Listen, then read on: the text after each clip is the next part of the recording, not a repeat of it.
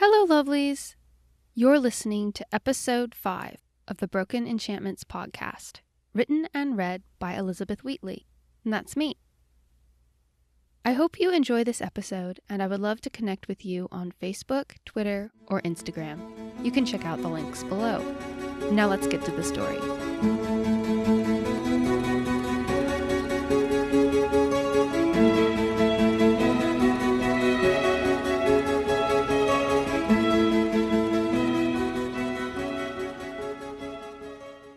It was hard to tell if she was awakened by her nightmare or Carlisle.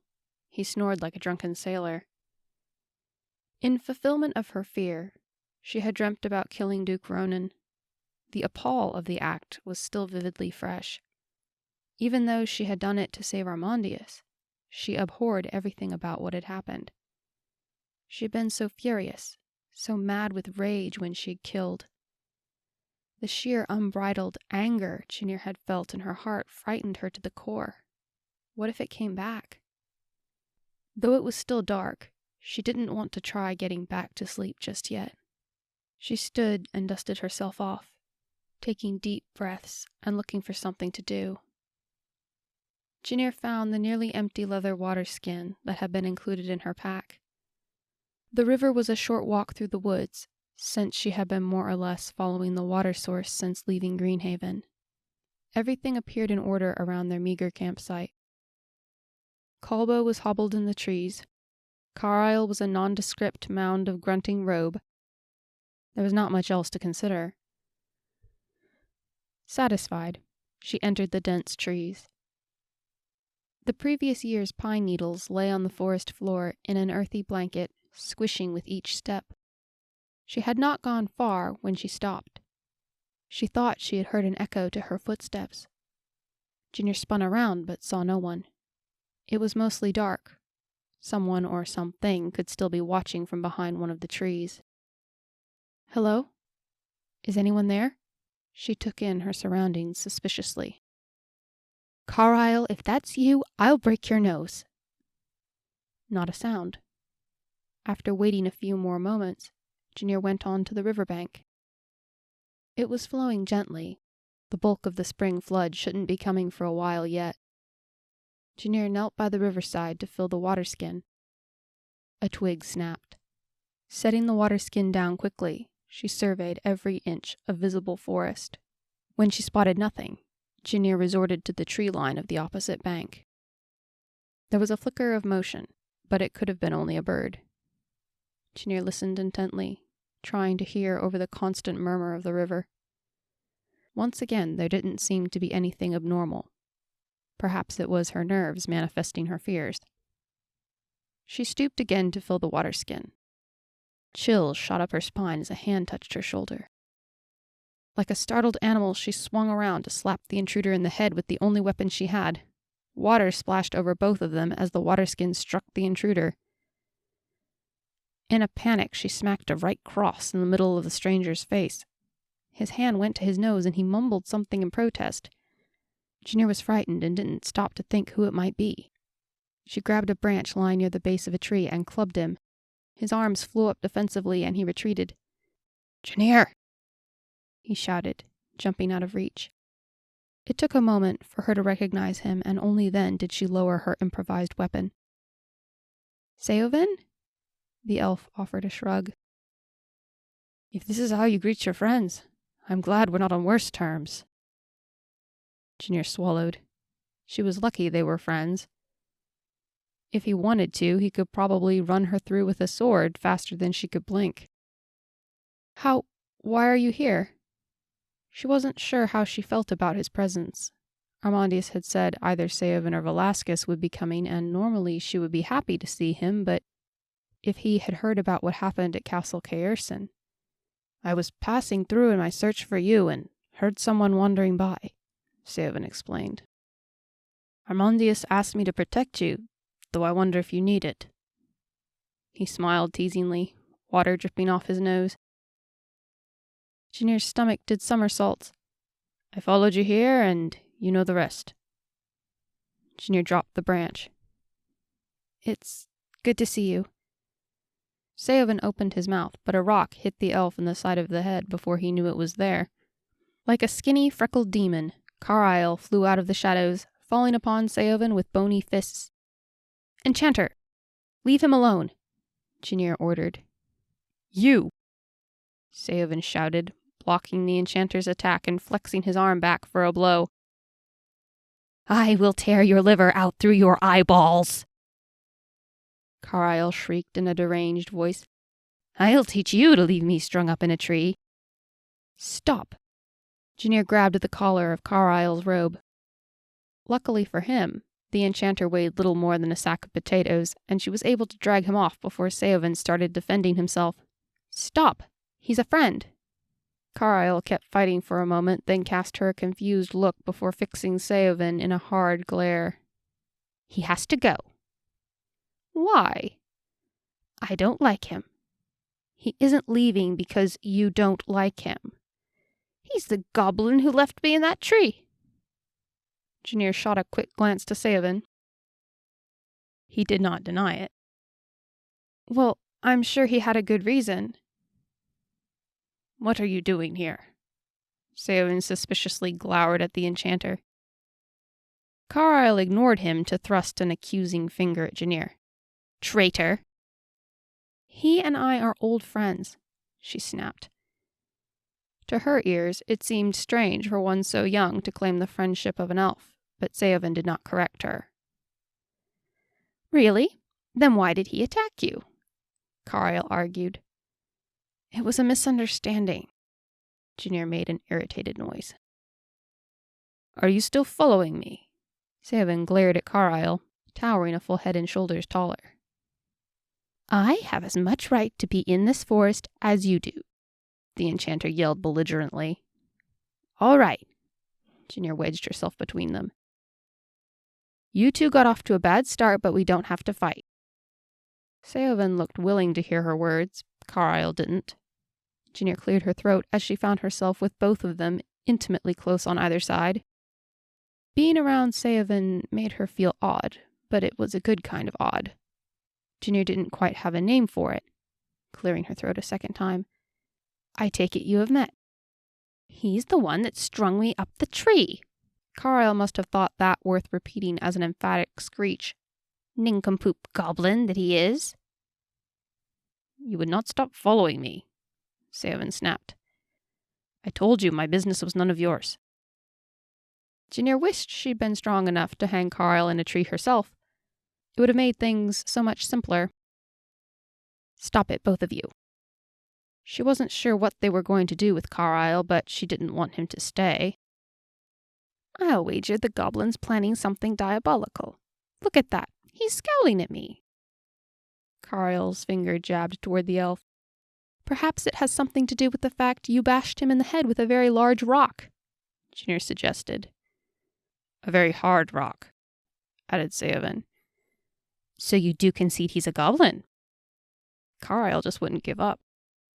Janir closed her eyes and silently counted backwards from 10. "Let it go," the elf grumbled. "Enough of this." "You attacked my friend and strung me up a tree," Carlisle snapped. Seovan mumbled something in Elvish to the effect of, "I should have thrown you in the river." "Who said we were friends?" Janir demanded, regretting that she hadn't left Carlisle when she had the chance. She would have liked to talk to Seovan without another set of ears. She wanted to know what was happening back in Greenhaven, and Carlisle shouldn't. But the enchanter had to turn up to smack him in the head with rocks and be a general nuisance. "I said we were friends, and that means you're my friend whether you like it or not," Carlisle said flatly. Janir turned to Seovan. "He's insane." "I have noticed." "I am not vain," screamed Carlisle. With resignation, Janir covered her face with her hands. She wasn't quite sure how she had gone from Lord Caerson's daughter to mediator for a mad boy in the course of 3, or was it 4, days. "I feel like I'm talking to a stump." "Well, that's not surprising. Goblins aren't known for being smart," Carlisle quipped. Janir bit her tongue in frustration. "You are the... Oh, never mind." "What will we do with the stump while we look for the key?" "I don't know. What will we do with him?" Janir wondered if any of these trees could hold Carlisle's weight. Seovan glanced between them. "What are you talking about?" Janir shook her head. The only good thing about this madness was that it kept her from thinking about Duke Ronan. Nearly. "I don't know. He keeps going on about the key of automatons," Carlisle interjected. Janir had never heard of the relic, but Seovan straightened just a little and cast a hard look at the enchanter. "Do you even know what that is?" "Yes, I know what it is." Carlisle tried mimicking the elf's accent. "What exactly do you know of it?" "Well, I know the Argatolums can't get it." At that name, Janir froze. It was as if she was outside of time, her thoughts racing like rapids while everything else stood still. She had fervently hoped so many times over the years that she would never have to see the Lord Argatolum or any other Argatolum ever again. The mere mention of them brought gooseflesh to her skin. It was unlikely that Carlisle knew who she was. He couldn't know, she told herself. No one but Armandius, Velasquez, and Brophy had known less than a week ago. Surely 3 days wasn't enough time for someone to learn about it and send a spy to hunt her down. As Seovan began interrogating Carlisle, his words sliced through her inner thoughts like a knife through paper. "And what would you know about this?" Carlisle folded his arms across his chest. "Da hears things, which means I hear things." "And who is your father, exactly?" Seovan was taking this very seriously. He looked as if he might start shaking Carlisle if the enchanter didn't offer good answers. "Sir Marcerian Kerwin." It took a moment, but Seovan seemed to recognize the name. "Captain of the border garrison at the Norwind Pass." Janir wanted to hide in a very deep and dark hole. It felt wrong, this boy coming from the very province that bordered the Staspin Waste. The very region where she had been found by Armandius. Yes, he didn't take it seriously when a few of his spies reported it. I skipped off to the library and learned to take it seriously. Seovan was watching Carlisle intently. It was said that elves could see in a person's heart if they were lying, and Janir believed it. No one was better at sifting the truth than a child of the Sylvan Forests. Luckily for Janir, as far as she knew. Seovan had never tried reading her. If he had, he would have known her secret. "Your father lets you listen in on reports from spies." Seovan said that as if it was the singular, most unbelievable thing he had heard in a very long time. Carlisle shrugged. "Let's just say the southern wall isn't as thick as he likes to think." "Then why not tell your father of what you learned?" "I tried, but he wouldn't believe me." Carlisle must be taking this as a challenge, proving he wasn't lying. He looked Seovan square in the face and hardly even blinked. Janir felt even more uncomfortable as their staring contest stretched on. If she could only turn the conversation to anything not involving Argatolums. She had been able to avoid even speaking the name for years. "How about we go back to camp and relight the fire?" Janir suggested. "It's cold out here." The night was actually quite mild, but she had her hopes it would work. The other two ignored her, save for a brief gesture from Seovan that meant momentarily. The girl was left to stand awkwardly as their battle of wills raged on. Finally, Seovan broke the silence. "Argatolums cannot be harmed by magic, but nor can they use it themselves. It seems rather pointless for them to go on an ancient treasure hunt." "If an enchanter absorbed it, they could claim the enchanter," Carlisle pointed out. For one who was an enchanter, he said it with admirable detachment. Most of his kind only spoke of Argatolums in whispers with sidelong glances, as one did one's worst nightmares. Or maybe an ally of theirs wants it. Janir thought that the more likely possibility. The Argatolums had all the silks, gold, spices, and slaves they could trade, but that was dependent on their alliance with the Slavish sultanates.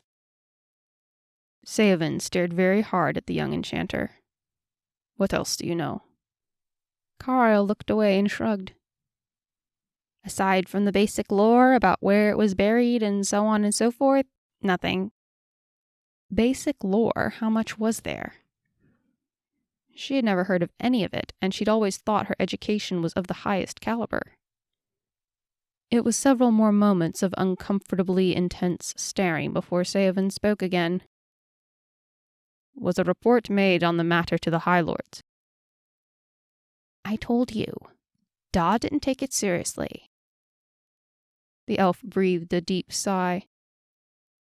I often wonder if the world would be any more peaceful if we had wiped out the Argotolums when they were weak. Carlisle shot Janir a furtive look, but didn't say anything. Janir's skin prickled and the color drained from her face. Seovan didn't know what she was. Worse, he must hate what she was.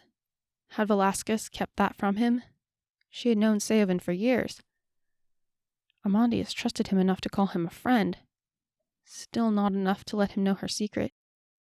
Why didn't you? Janir was surprised. She found her voice. The diviner at the time told us that we should show them mercy. Seovan probably thought that a foolish thing. The diviner. Janir had heard stories about him.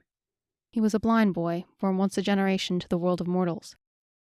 It was said he was robbed of sight in the present for the sake of endless visions into the future. Carlisle seemed to think he should pipe up. So, instead, you thought you'd corral them in the Staspin Waste. It seemed the wisest choice at the time. We have had ample time to regret it since. Seeming to consider it a fact of life, Carlisle shrugged. He gave Janir an odd look, lingering on her for a little longer than normal, like he was expecting a response. Are you well, Janir? Seovan asked. Janir was staring at nothing in particular with a blank expression, not certain what to think or do. What? Yes, I'm fine. She dismissed his concerns with a forced smile. I was just thinking. Seovan didn't look convinced, but he let it pass. If we are sorted here, I believe you two must get some sleep, or what little there is left to be had. He gestured for them to head back to the camp. Unerringly, he angled in the right direction. He must have scouted them quite well before making his presence known. Janir followed him, and Carlisle let loose the first half of a protest, then let it drop. He trotted after the other two and joined them where the big bay stallion waited, watching intently as they emerged from the trees into the small clearing. Seovan's face was styling a large bruise over a bloodshot eye. He had a collection of other bruises and scratches on his face and arms, and Janir realized with a slight pang of guilt that she had given him at least a few of them. I am going to fetch my horse. She is not far from here. I shall be back in a moment, but there is no reason for you two to wait for me. You should rest. For all his adversity with the elf, Carlisle obeyed immediately. As if he was suddenly exhausted, the boy curled up next to the log he had been using as a pillow before, and was settled within heartbeats. You as well, Janir, Seovan added. What about you? Janir seated herself on the ground, hugging her knees to her chest. I will keep watch, he replied. Keep watch? Do you really think there is danger? Janir had supposed this high in the foothills there was nothing to fear. The fire would repel the wild animals, and all humans should be far, far away. It is best to be safe, he vaguely answered. Janir wondered what he thought might be after them, what Armandius and Velasquez had told him. They must have offered some explanation as to why she needed protecting, but Janir hadn't had the chance to ask. With Carlisle mere paces away, she was afraid to. Not only that, but she didn't want to rouse any suspicions. The wrong question, the wrong look might give Seovan a clue, or the suspicion that she had not been wholly honest with him. Seovan had not mentioned anything about why she was here in the mountains and not back home in Greenhaven. That probably meant it was best to leave the matter for now. Elves don't sleep? Janir wondered, reaching for her blankets. Of course we sleep, Seovan said, but we do not need nearly as much as your kind. He disappeared into the foliage, but she didn't doubt he would be back as he had said. Janir curled up near the base of a pine, listened to the forest sounds, tried to hear the lullaby that had lulled her to sleep these past few nights. The soft murmur of the river, the hooting of the night owl, the wind dancing in the trees' leaves. She felt herself drifting off into the dream world, sliding away slowly. Janir jolted awake in the middle of the forest for the second time that night with another nightmare. A horrible, gut-wrenching nightmare. The Lord Argatalam had been in it, looking much as she remembered him from her younger years.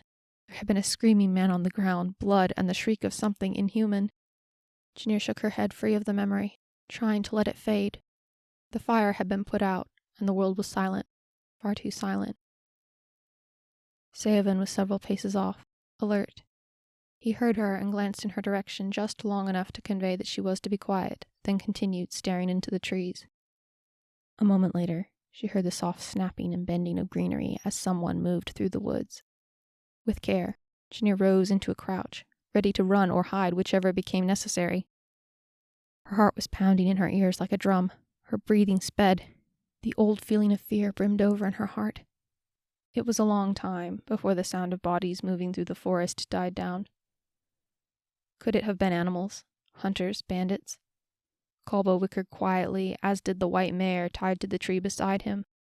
The elf said something in his native tongue, and the animals quieted. Seovan made a calming gesture after several moments, indicating that whatever it was had gone. Still cautious, Janir lowered herself to the ground again, but knew she would not be sleeping. The moments ticked away. Seovan didn't move. Janir closed her eyes, but she couldn't seem to relax. The noise of the disturbance had faded well away, and there was only the soft snores of Carlisle. Stealing a peek at the enchanter, Janir made sure he was indeed asleep before she ventured the question that burned on the tip of her tongue. "Seovan," she whispered, speaking so quietly she wasn't sure he could hear her. "Yes." Janir inhaled. "What happened to Father?" Seovan didn't pull his gaze from the darkened forest, but she felt his sympathy. "I am not certain." She wasn't sure she wanted to keep prodding him.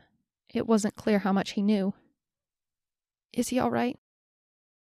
The elf hesitated a long moment. Why would he not be? Janir was suddenly very uncomfortable. "When I returned to Castle Caerson, I found Armandius and my father waiting for me. They told me..." Seovan paused, probably trying to think of something tactful. "They told me of what you did, Janir, or the summary of events." Janir was afraid to speak. He couldn't know everything, but he might know far more than was safe. "It was in defense of your family. I do not doubt that the High Lords will forgive you for this." Seovan cocked his head to the side ever so slightly. "Indeed, very little of this makes sense to me." He pulled his gaze from the trees and allowed it to settle on her. It was then Janir realized he thought she was on the run because of killing Duke Ronan. Armandius and Velasquez had not told him the details of how she had been able to do it. Seovan watched her for a moment, then let out a long exhale. Whatever he might suspect, he wasn't going to press her. He wasn't that kind of man. "Try to get some sleep, Janir." At dawn, Seovan announced they needed to leave the region. Janir obediently saddled her bay stallion, but Carlisle whined and complained. "What about breakfast?" Seovan and Carlisle argued about breakfast and the necessity of it while Janir saddled her horse. Several minutes later, Janir had mounted her steed. Carlisle stubbornly refused to ride. "I tell you, I won't get on that thing," he resolved. "That's not a horse, that's a hooved siege tower." "You'll get on it, or you're staying here," Janir snapped.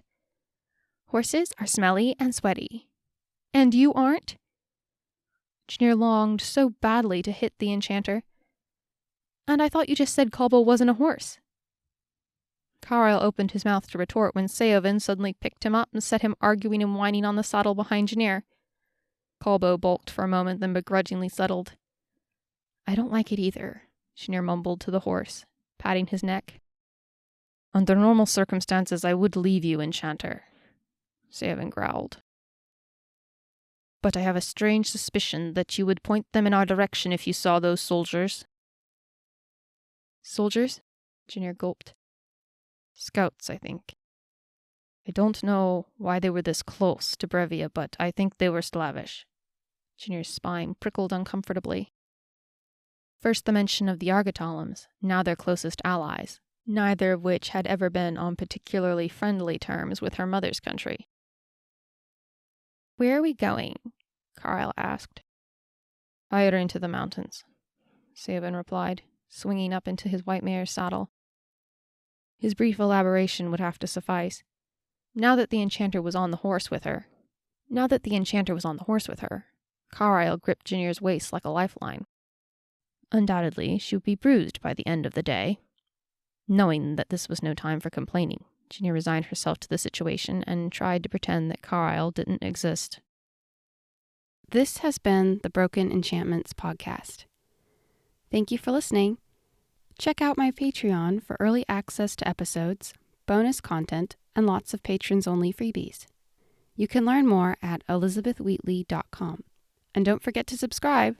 See you next time.